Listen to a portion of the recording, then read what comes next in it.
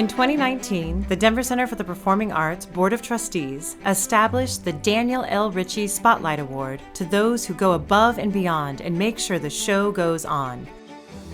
The first recipient was its namesake, former chairman and CEO Dan Ritchie. If there's a phrase that encapsulates Dan, it's pay it forward. He lived his values, supported his passions, and led by example.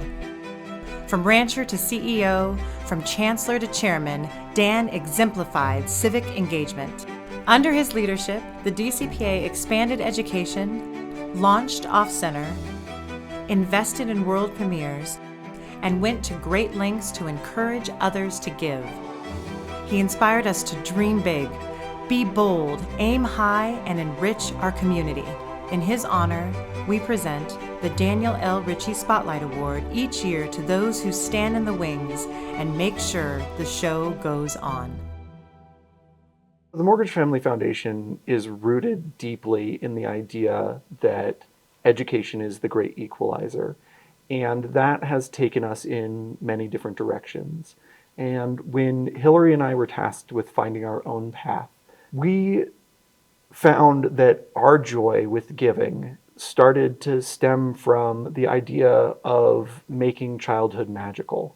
And part of making childhood magical is by giving experiences and embracing arts and culture, things that exist outside of what might be accessible to them in school.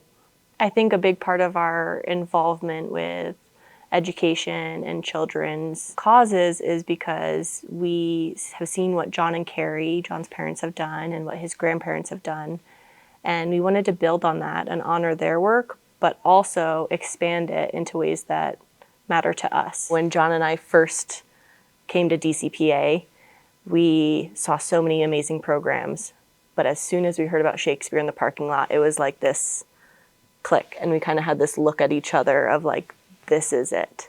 Every time we meet and we learn what the program is doing and how many more kids that have been exposed to theater through this program, it just amazes us. And the donation of the truck, that was the first grant John and I did as a couple. Yep. So that was very meaningful for the two of us. Shakespeare in the Parking Lot just has that ability to give kids that vital experience of professional theater that they may not have had otherwise. One of my really memorable experiences was one of the Shakespeare in the Parking Lots that John and I went to, which was at Children's Hospital. And we showed up and, it was in the parking lot. So we had, I think, some camp chairs that we had brought with us. So I remember there was a little 3-year-old, I think it was Macbeth.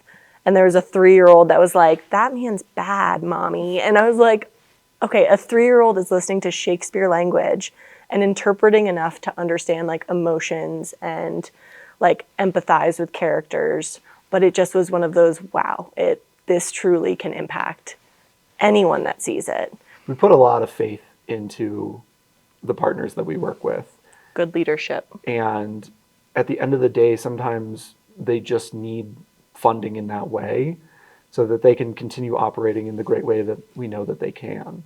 It's a lot of trust, and I think trust-based philanthropy is important. You have to find the good organizations, the good leaders, and put your trust in them.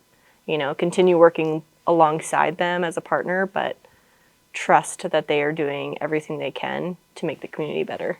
That made it easy for us to say, let's see how far I can go.